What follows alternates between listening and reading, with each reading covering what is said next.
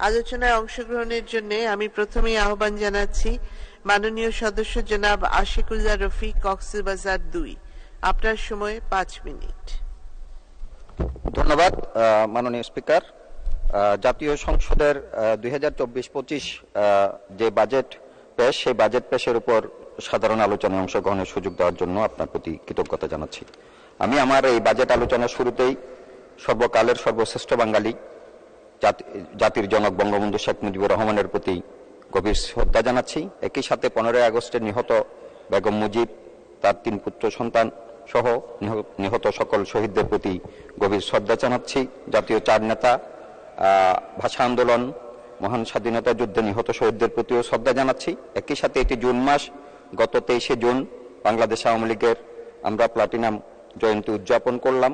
সেই উপলক্ষে বাংলাদেশ আওয়ামী লীগের সূচনা লগ্ন থেকে গণতন্ত্রের মানসকন্যা শহীদ সোহরাওয়ার্দী থেকে মৌলানা ভাসানী, শামসুল হক সাহেব সহ প্রয়াত সকল নেতার প্রতি আমি গভীর শ্রদ্ধা জানিয়ে বাজেট এর উপর আমার সাধারণ আলোচনা শুরু করছি। মাননীয় স্পিকার, আপনি জানেন আমাদের বাংলাদেশের প্রত্যন্ত একটি জেলা কক্সবাজার বাংলাদেশের অন্যতম পর্যটন নগরী। এই জেলারই 2টি নির্বাচনী এলাকা কুতুবদিয়া এবং মহেশখালী, প্রত্যন্ত দ্বীপ এলাকা।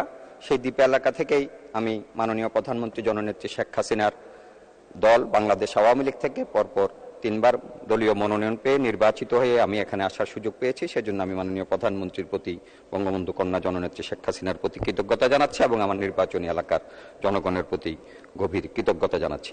আপনি জানেন যে আমাদের এই মহেশখালী কুতুবদিয়ার আজকে যে বাজেটের উপর সাধারণ আলোচনায় আমি বাজেটের যে হেল্প ডেস্ক আছে সেখানে আমরা দেখেছি বাংলাদেশ আওয়ামী লীগ বঙ্গবন্ধু সরকারের আমলে সেই 75-এর 15 আগস্টের কালো রাত্রির দিন পর্যন্ত সেই সময় 4টি বাজেট এবং এর পরবর্তী পর্যায়ে মাননীয় প্রধানমন্ত্রী শেখ হাসিনার আমলে 21টি বাজেট সহ মোট 25টি বাজেট এই স্বাধীনতা উত্তর এই সময়ে বাংলাদেশ আওয়ামী লীগ এখানে প্রণয়ন করেছেন এবং বাস্তবায়ন করেছেন। সেই বাজেটের উপর আমরা যে ধারাবাহিক যে বিশ্লেষণ করি দেখি আমরা যে সময়ে আমরা বাংলাদেশ আওয়ামী লীগের নেতৃত্বে যে বাজেটগুলি আমরা পেশ করেছি সকল বাজেট বাংলাদেশ আওয়ামী লীগের নেতৃত্বে বাস্তবায়িত হয়েছে। বিশেষ করে বাংলাদেশের প্রত্যন্ত দ্বীপ এলাকা, উপকূলীয় এলাকা এবং প্রত্যন্ত দ্বীপাঞ্চলের প্রতি মাননীয় প্রধানমন্ত্রী জননেত্রী শেখ হাসিনা তার যে দৃষ্টি এবং উপকূলীয় এলাকার উন্নয়নের জন্য যে তার কর্মসূচি, যে এলাকাগুলি একসময় বটমলেস বাস্কেট, ক্ষুধা, দারিদ্র, দুর্ভিক্ষ, সাইক্লোন, ঘূর্ণিঝড়ের এলাকা ছিল, যেখানে 1991 সালের 29 এপ্রিলের প্রলয়ঙ্করী ঘূর্ণিঝড়ে হাজার হাজার মানুষের মৃত্যু হয়েছিল।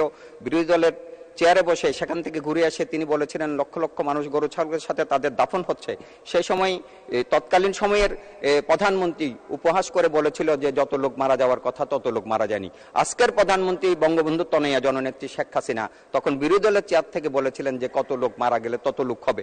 সেরকম একটা পরিস্থিতি থেকে আজকে বাংলাদেশকে ক্ষুধা, দারিদ্র মুক্ত, বিশেষ করে মানুষের যে মৌলিক অধিকার অন্ন, বস্ত্র, বাসস্থান, শিক্ষা, চিকিৎসা এগুলি মানুষের দ্বার প্রান্তে পৌঁছিয়ে দেওয়ার জন্য যেই জলবায়ু ঝুঁকির পরিবর্তনের যে এলাকা ছিল আমাদের কুতুবদিয়া, মহেশখালী, মাতারবাড়ি, ধলঘাট এলাকা, যেখানে মাননীয় প্রধানমন্ত্রী বারবার ছুটে গিয়েছেন মানুষের দুর্ভোগে, সেখানে আজকে তিনি উন্নয়নের ছোঁয়া নিয়ে গেছেন। আমি এই প্রসঙ্গে একটি উদাহরণ টেনে বলতে চাই।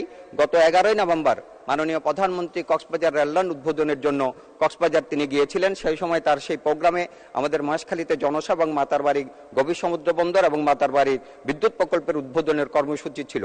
সেই সময়ের কথা যদি আমরা বলি, সেই ব্রিটিশ পিরিয়ডে রেললাইনের সমীক্ষা করা হয়েছিল।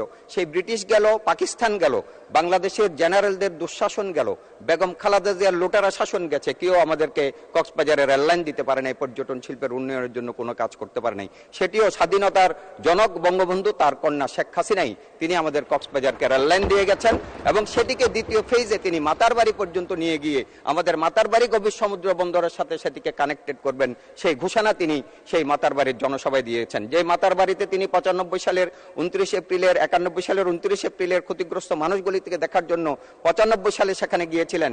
সেখানকার মানুষ, নারী পুরুষ ঘরে ছিল না, তারা ছুটে এসেছিল বঙ্গবন্ধুর কন্যা শেখ হাসিনাকে দেখার জন্য।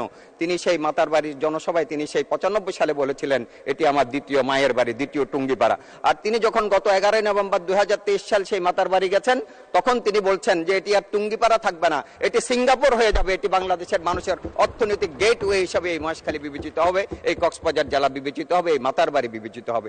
সেভাবে আজকে বাংলাদেশে বাজেট বাস্তবায়ন সহ সামগ্রিক উন্নয়নের জন্য মাননীয় প্রধানমন্ত্রী বঙ্গবন্ধুর কন্যা তিনি বাংলাদেশের জনগণের প্রত্যন্ত এলাকার জন্য তিনি কাজ করছেন।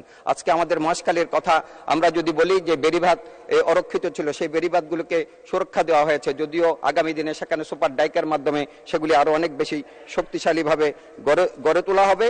এবং একইভাবে মাননীয় প্রধানমন্ত্রী সেদিন তার যে কর্মসূচি এত ব্যস্ততার মধ্যে, 1 মিনিট মাননীয় স্পিকার, একটু কক্সবাজারের বিষয় দীর্ঘ অনেক লম্বা রেলপথ গিয়েছে, আর একটু সময়ও দরকার। যাই হোক, ধন্যবাদ, আমি কৃতজ্ঞতা জানাচ্ছি। মাননীয় স্পিকার, আপনিও অনেকবার গিয়েছেন, আমি আপনাকেও একবার অনুরোধ জানাবো, আমার মহেশখালীতে আপনি একবার আসবেন। মাননীয় প্রধানমন্ত্রী বারবার যান, বঙ্গবন্ধু তার জীবন দশায় 18 বার জেল থেকে বেরোলেই মাননীয় প্রধানমন্ত্রী বলেন যে বাবা আমাদেরকে কক্সবাজার নিয়ে যেত এবং সেখানকার প্রকৃতি, বীচ এগুলিকে আমাদেরকে ঘুরিয়ে নিয়ে আসতো। সেরকম তার একটা প্রিয় জায়গা, একটি পর্যটন কেন্দ্র হিসেবে, একটি বাংলাদেশের অন্যতম হাব হিসেবে সেটাকে গড়ে তুলছেন।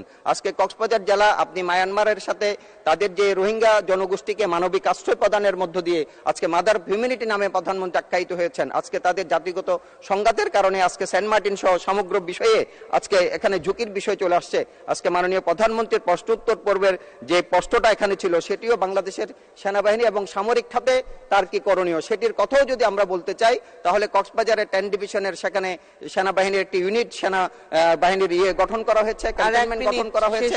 একই সাথে সেখানে বিমান বাহিনী এর ঘাঁটি স্থাপন করা হয়েছে। একইভাবে মগনামাতে সাবমেরিন ল্যান্ডিং স্টেশন স্থাপনের মধ্য দিয়ে বাংলাদেশের সীমান্ত রক্ষা এবং সীমান্ত ঝুঁকির যে সমস্যাগুলি রয়েছে সেগুলির জন্য একই সাথে দেশের উন্নয়ন, অবকাঠামো, মানুষের ক্ষুধা দারিদ্র্য বিমোচন, শিক্ষার ক্ষেত্রে উন্নয়ন, তেমনি ভাবে দেশের প্রতিরক্ষার ক্ষেত্রে মাননীয় প্রধানমন্ত্রী যুগান্তকারী কার্যক্রম করে আজকে বাংলাদেশকে অন্য একটি সম্ভাবনা, একটি অন্য একটি সম্মানের জায়গায়, একটি শক্তিশালী রাষ্ট্রের যে মর্যাদা সেই জায়গায়, যেটি বঙ্গবন্ধুর স্বপ্ন ছিল সেই স্বপ্নের সেই জায়গায় আজকে মাননীয় প্রধানমন্ত্রী আজকে বাংলাদেশকে নিয়ে যাচ্ছেন।